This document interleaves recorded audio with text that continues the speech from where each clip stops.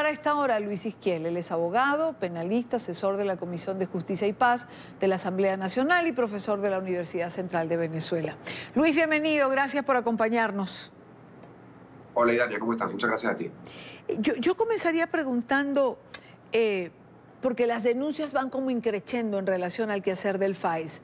¿Nadie controla a estas fuerzas especiales? Yo creo que sí la controla el régimen dictatorial que hay acá en Venezuela. Lo que pareciera es estar fuera de control, valga el juego de palabras, fuera de control en su accionar.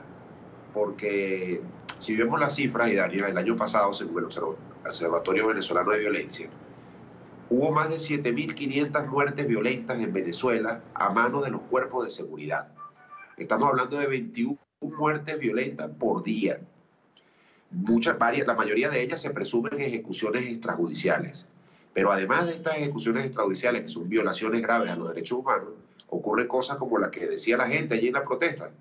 Allanamientos sin órdenes judiciales, se roban hasta la comida de las casas, detenciones ilegales, denuncias de torturas, es decir, toda una gama de violación a los derechos humanos cometidas por estas fuerzas especiales de la Policía Nacional Bolivariana principalmente, aunque también hay otros órganos de seguridad que también cometen atropellos similares. Sí, pero digamos que las denuncias en contra del FAES, como decía hace unos minutos, es algo que va increciendo. Y que además se cobijan bajo la definición, lo has mencionado, ejecuciones extrajudiciales. Enfrentamientos es normalmente lo que señalan y llegan a esto, a ejecuciones extrajudiciales. Ahora, ¿por qué? ¿Por qué en los sectores populares? ¿Por qué se han sembrado allí, por decirlo de alguna manera?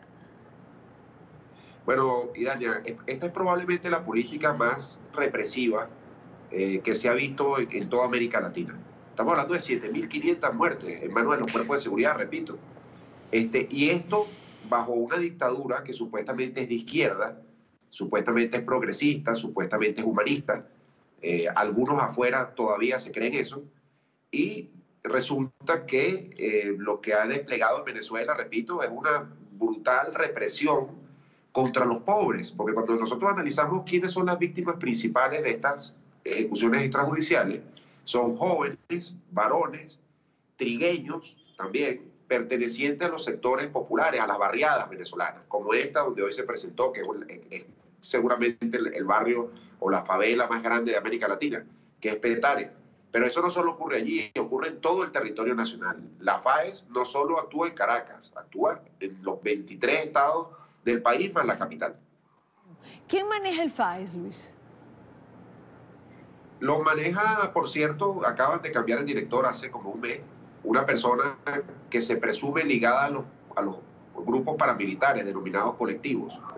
Fue filmado en un accionar junto con estos grupos paramilitares hace unos años. Aparentemente es una persona de confianza de Freddy Bernal, a quien también se le señala de estar al frente pues, de la puesta en escena de estos grupos paramilitares en el país, de estos denominados colectivos. Y bueno, esto viene a agravar el asunto, porque además estas ejecuciones extrajudiciales no solo son contra personas normales de los sectores populares, sino que a veces se introduce el elemento político. En el año 2010, este mismo año, se realizaron una serie de protestas en barrios, sectores populares de acá de Venezuela, y en muchos de ellos al día siguiente incursionaba el FAES, buscando a los cabecillas de las protestas contra la dictadura que hay en Venezuela. Y algunos de ellos se presume que fueron ejecutados extrajudicialmente también. Claro, pero digamos que el devenir de estas fuerzas denominadas especiales los ha convertido en un grupo paramilitar. Bueno, de hecho, Daniel, también hay precedentes que señalan que miembros de los grupos paramilitares, de los colectivos, son uniformados y se le dan credenciales del FAES. Hay que recordar que cuando asesinaron a Oscar Pérez en el Junquito, a este valiente muchacho que se alzó contra la dictadura venezolana, uno de los que cayó también allí era un miembro de un grupo colectivo del 23 de enero, que estaba uniformado como FAES y estaba en la nómina del FAES, por cierto, con un nombre distinto al real. Es decir, entonces ya hay un precedente de eso, no sabemos cuántos colectivos hay dentro de las fuerzas especiales de la Policía Nacional Bolivariana, pero probablemente haya muchos, y sean estos los que arremeten contra las poblaciones populares en Venezuela y cometen todo este tipo de violaciones a los derechos humanos.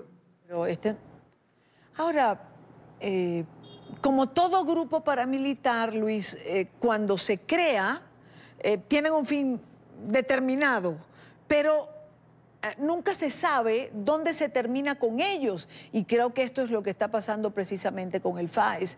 La protesta que veíamos hace unos minutos es en el barrio José Félix Riva, en Petare, pero es que allí justamente hace meses que vienen denunciando estos atropellos, es decir, el ingresar a las residencias, el llevarse a los muchachos, el asesinarlos delante de la familia, y lo que uno termina preguntándose es: ¿a nadie le duele? ¿A nadie le importa?